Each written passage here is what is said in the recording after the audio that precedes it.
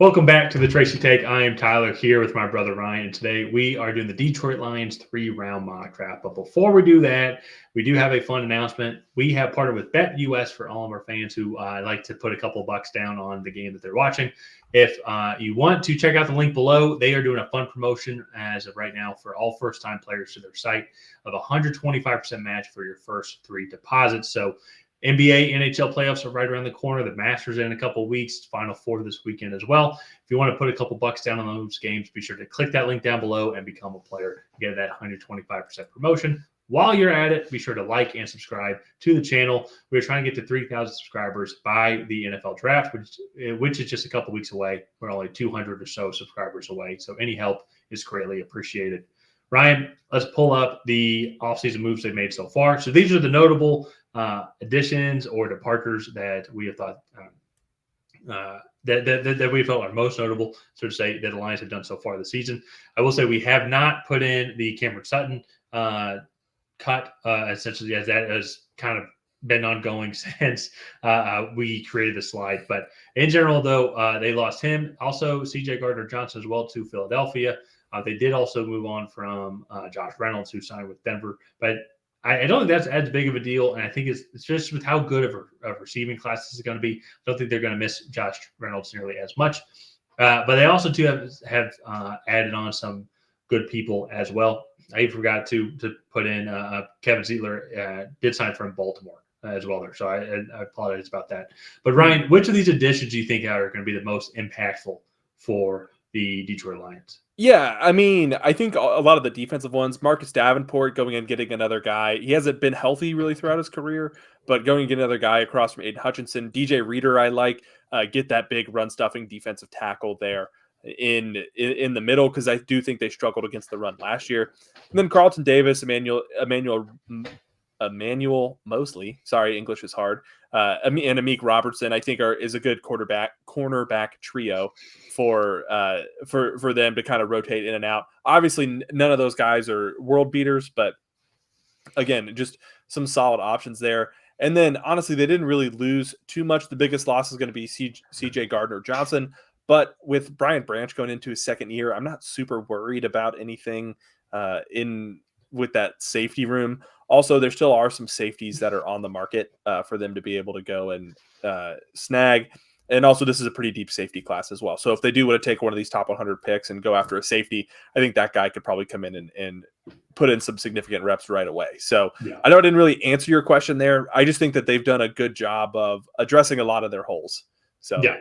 No, I agree. Especially then, too, once again, I mean, Lions, especially even offensively, there's not really too much that they can really add on. But defensively, it's going to be interesting to see how they keep on improving overall. And even though we know that they signed DJ Reader, he is coming off a pretty major injury. So that's why I still feel if we move to their first pick, I think that this is in play for them to go get Jersey Newton. If he falls all the way down to them, just solidify the defensive line. I mean, Aiden Hutchinson's going to be the guy just in general. Then we have Marcus Davenport on the other side of the ball. So if you have DJ Reader, now Jersey Newton as well, kind of adding on to the defensive line room, so to say, at a minimum, just going to be adding good rotational depth.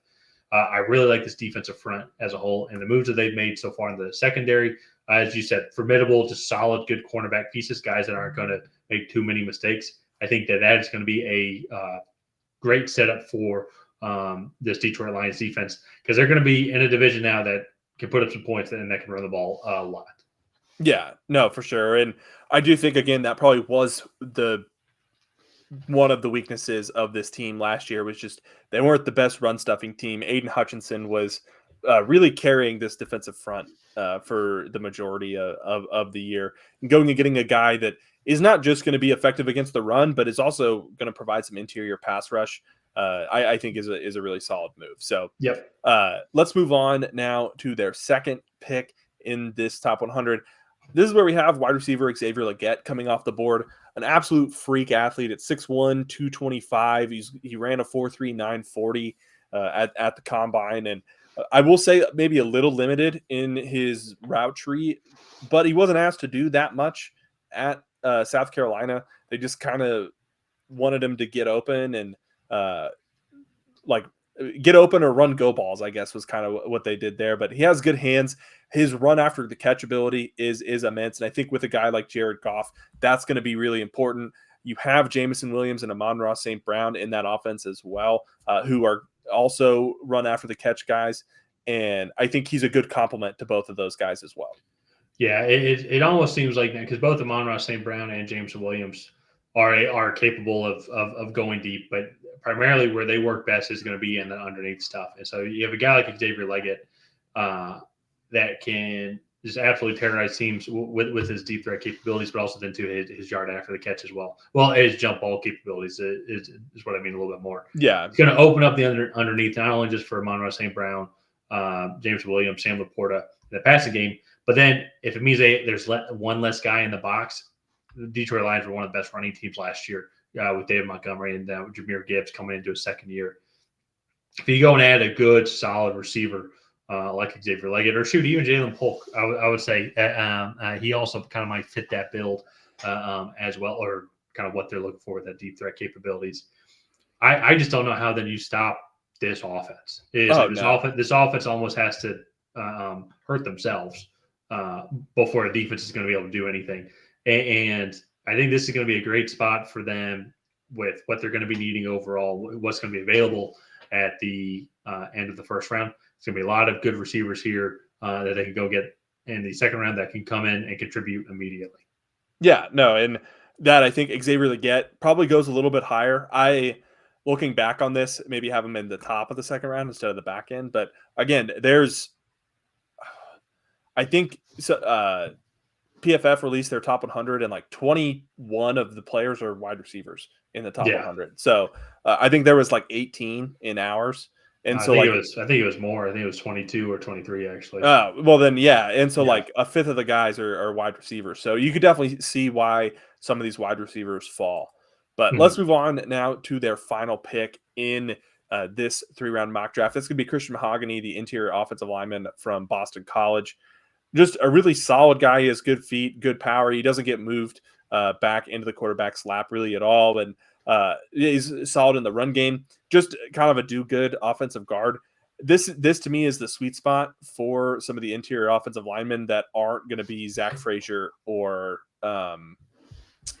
Jackson Powers Johnson.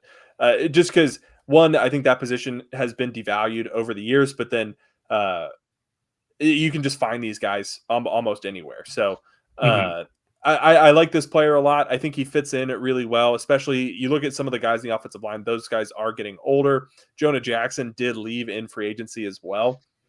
So go in and potentially get a replacement for him there. And again, just I think a solid pick. Yeah. I'd be curious if they end up going with this pick overall. Like they absolutely will address the interior offensive line, but as they signed Kevin Zeitler from Baltimore, and then they also have re-signed Graham Glasgow as well. I wonder if they'll maybe go a different route here. Like they want to just keep rebuilding the linebacker room as well. Like they got Jack Campbell last year, who had a great season. Then they get a guy like Jeremiah Trotter. Also, it potentially like even beef up that front seven even more. Then you'd really have at all three levels, great players. But I'm just thinking of that just like as another potential avenue. If they go with Christian Mahogany here, they're going to get a great player and a guy that they can keep developing on the interior offensive line, as you mentioned. So a lot of different routes that they could end up going here. And they had the 90th pick, but they ended up trading that for Carlton Davis, which I think they will gladly do. And so I think it was a good addition to the team. Lions, man, once again, just another just great team. Just a great team in the NFC. It's, man, the AFC was like this, and it's still like this. Now the NFC is starting to get like this, where there's just so many good teams, like just good developed teams now. Yeah, and that to me, like the NFC North in particular, outside of the Minnesota Vikings, who have a lot of questions right now, like the Chicago Bears have done a great job. They're going to get Caleb Williams. So, like, not to be like Caleb Williams is the greatest thing since sliced bread guy, but like he is a Trevor Lawrence-esque prospect. And so there probably will be some growing pains there, but like he's an NFL quarterback like right now. and how Yeah. quickly he becomes an elite NFL quarterback, or if he ever does, I think is up for question. But he is already an NFL quarterback talent wise. And then you have the Packers, you have the Lions. Those are three teams that are going to be competing for the division title next year. And I really like watching, or I'm gonna really like watching this division for the years to come. Oh yeah, no, it's going to be a lot of fun. So let's go ahead and wrap up this mock draft here. If you guys have not already, please go ahead and like and subscribe. Leave a comment down below on what you thought of this Detroit Lions 3-round mock draft. Did you love it? Did you hate it? What would you do differently? And on that, we'll see you guys next time.